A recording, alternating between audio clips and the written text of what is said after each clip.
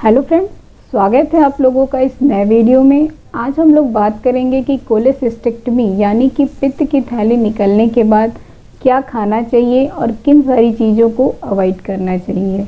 Cholecystectomy इस समय होने वाली बहुत ही कॉमन सर्जरी है और मैक्सिमम लोग इसको दूरबीन विधि यानी लेप्रोस्कोपी से कराना प्रेफर करते हैं। इसके दो फायदे हैं कि पहला तो पेशेंट जो है 24 से 48 घंटे में अपने घर जा सकता है, दूसरा जो है वो अपने रूटीन वर्क के लिए जल्दी एक्टिव हो जाता है। गॉल ब्लैडर निकलने के बाद पेट से संबंधित समस्याएं बढ़ जाती हैं, इसलिए आपको अपने खाने में कुछ बदलाव करने पड़ते हैं।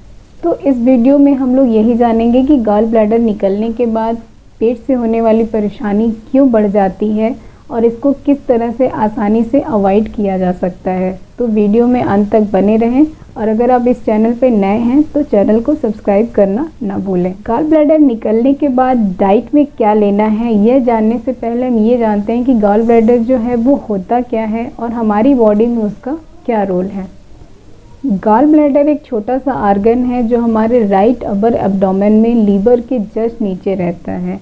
लीवर में बाइल का सिक्रेशन होता है और ये जो बाइल है वो गॉल ब्लैडर में जाके स्टोर होता है और वहीं पे ये कंसंट्रेट होता है। जब भी हम खाना खाते हैं तो हमें पचाने के लिए बाइल की ज़रूरत पड़ती है, तो जब ज़रूरत पड़ती है तब ये जो गॉल ब्लैडर है वो कंट्रैक्ट करती है, जो बाइल है वो स्मॉल इंटेस्टाइन में आ जाता है। तो सिंपल लैंग्वेज में अगर समझें तो बाइल जो है हमारे फूड को डाइजेस्ट करने में, स्पेशली फैट को डाइजेस्ट करने में बहुत ही इम्पोर्टेंट रोल निभाता है। लेकिन जब गॉल ब्लैडर नहीं रहेगा तो लीवर में जो बाइल का सिक्रेशन होता है वो कहीं स्टोर नहीं होगा, तो वो लगातार स्मॉल इंटेस्टाइन में आता रहता है, चाहे आप खाना खाएं या ना खाएं। और ये जो बाइल होता है ये डाइल्यूटेड होता है, कंसंट्रेटेड नहीं होता है, क्योंकि हमने अभी जाना है कि जो बाइल है वो गॉल ब्लैडर में जाके कंसंट्रेट होता था। तो ये जो बाइल है वो एक तरह के लैक्सेटिव का काम करता है और आपके जो इंटेस्टाइन है उसकी मोटिलिटी को बढ़ा देता है, जिसकी वजह से आपको फ्रीक्वेंट स्टूल लूज मोशन की प्रॉब्लम हो सकती है। यह प्रॉब्लम पेशेंट में 2 हफ्ते से 2 महीने तक देखने को मिलती है और फिर धीरे धीरे उसके बाद जो बॉडी है एडजस्ट कर लेती है। बाइल फैट के डाइजेशन में हेल्प करता है।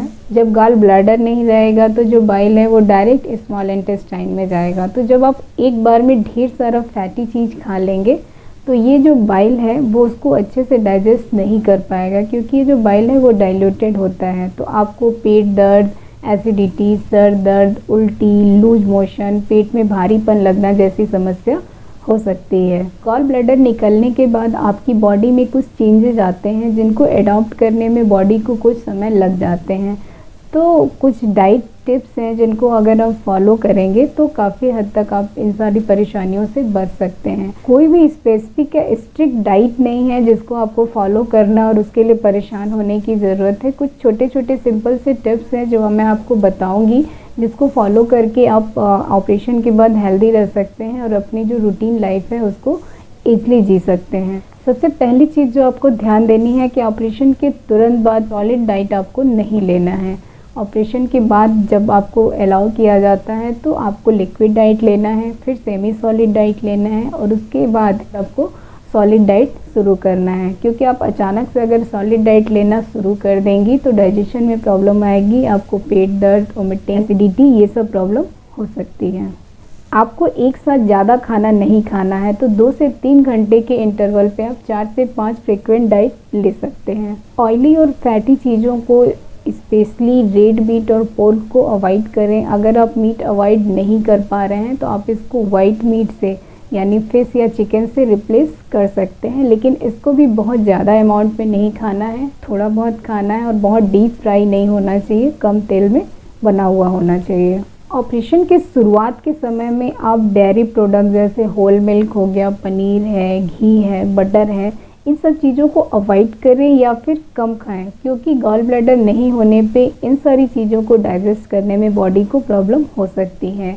अगर आपको डेयरी प्रोडक्ट लेना है तो आप low fat milk, low fat curd या फिर बटर मिल्क यूज कर सकते हैं। जंक फूड और डिब्बा बंद चीज़ें जैसे आपका बेकरी प्रोडक्ट हो गया, पाई हो गया, पिज़्ज़ा है, चिप्स है, इन सब चीज़ों में शुगर और फैट बहुत ज़्यादा होता है, तो इन सब चीज़ों को पूरी कोशिश करें कि आप अवॉइड करें। कैफीन प्रोडक्ट जैसे चाय, कॉफ़ी, कोल्ड ड्रिंक या फिर अल्कोहल जो है आपकी बॉडी में एसिड का प्रोडक्शन बढ़ा सकते हैं, जिसकी वजह से आपको पेट दर्द, वोमिटिंग, गैस्ट्राइटिस जैसी प्रॉब्लम हो सकती है। तो इसको आप अवॉइड करने की कोशिश करें। हाई फाइबर डाइट आपको अपनी डाइट में लेना है और स्पेशली सॉल्युबल फाइबर लेना है, जैसे बार्ली हो गया, ओट्स हो गया, होल ग्रेन है, सीजनल फ्रूट और वेजिटेबल है। इन सारी चीज़ों को अपनी डाइट में अधिक से अधिक शामिल करें। ये आपके जो डाइजेशन है उसमें काफ़ी हेल्प करती हैं और आपको एसिडिटी, लूज मोशन जैसी प्रॉब्लम कम होगी। फाइबर रिच जो डाइट होता है वो इजीली डाइजेस्ट हो जाता है और दूसरी चीज़ जो एक्स्ट्रा बाइल आपके इंटेस्टाइन में होता है उसको भी एब्जॉर्ब करने में काफ़ी हेल्प करता है। फाइबर लेने से आपका जो बॉवल मूवमेंट है वो अच्छा हो जाता है, जिसकी वजह से आपको पाइल्स, फिशर जैसी प्रॉब्लम नहीं होती है। लेकिन डाइट में फाइबर भी ऐड आपको धीरे धीरे ग्रेजुअली करना है। अगर आप एक ही साथ ढेर सारा फाइबर लेने लगेंगे तो भी आपको एसिडिटी और कॉन्स्टिपेशन होगा। तो धीरे धीरे करके आपको अपनी डाइट में फाइबर को बढ़ाना है। आजकल सारे प्रोडक्ट पे उनका फैट वैल्यू लिखा रहता है, तो अगर किसी भी प्रोडक्ट में फैट वैल्यू 3 ग्राम पर सर्विंग से ज़्यादा है तो उस फूड को आप अवॉइड करने की कोशिश करें। गॉल ब्लैडर निकलने के बाद एक और प्रॉब्लम देखने को मिलती है कि गॉल ब्लैडर निकलने के बाद आप फैट कम कर देते हैं, तो फैट सॉल्युबल जो विटामिन है, vitamin A, vitamin D, vitamin E और के, इसकी मात्रा जो है आपकी बॉडी में कम होती है। तो इसकी भरपाई करने के लिए आपको अधिक से अधिक फ्रूट और वेजिटेबल अपनी डाइट में लेना है। इन सब के अलावा आपको रेगुलर एक्सरसाइज करना है और बॉडी में हाइड्रेशन मेंटेन रखना है। तो दिन भर में कम से कम 10 से 12 गिलास पानी लेना है। लास्ट में मैं बस इतना ही कहूँगी कि ऑपरेशन के कुछ दिनों बाद से आप अपना रेगुलर जो रूटीन है, जो रूटीनली डाइट आप लेते थे उसको फॉलो कर सकते हैं। अलग से कुछ भी एक्स्ट्रा प्रिकॉशन लेने की ज़रूरत नहीं है। जो किचन में सबके लिए बन रहा है वो आप भी खा सकते हैं। लेकिन बस आपको एक चीज़ का ध्यान देना है कि डाइट में फ़ैट को कम करना है और फाइबर को बढ़ाना है। सबकी बॉडी अलग अलग होती है और अलग अलग तरह से खाने पीने को रिस्पॉन्स करती है। तो कोई ऐसी चीज़ जिसको खाने से आपका डायरिया, लूज मोशन बढ़ रहा है तो उन सारी चीज़ों को आप अवॉइड करें। किन कंडीशन में आपको डॉक्टर को दिखाने की ज़रूरत है? अगर आपका डायरिया कुछ समय बाद कम ना हो करके बढ़ रहा है या फिर अचानक से आपको बहुत वीकनेस लग रही है, बहुत ज़्यादा वज़न कम हो गया है, तो ऐसे केस में आप डॉक्टर से मिलें और प्रॉपर ट्रीटमेंट लें। बीज वाली सब्जियों से गॉल ब्लैडर के स्टोन का कुछ भी लेना देना नहीं है, तो आप बीज वाले जो फल सब्जी हैं आराम से खा सकते हैं, उसको अवॉइड करने की ज़रूरत नहीं है। उम्मीद है कि आपके लिए वीडियो यूजफुल रहा होगा। अगर इससे रिलेटेड और भी कोई जानकारी है तो आप कमेंट सेक्शन में मुझसे पूछ सकते हैं, मैं उसका जवाब देने की पूरी कोशिश करूँगी। अगर वीडियो पसंद आया हो तो इसे लाइक करें, चैनल सब्सक्राइब करें और बेल आइकन दबाना ना भूलें। Thank you.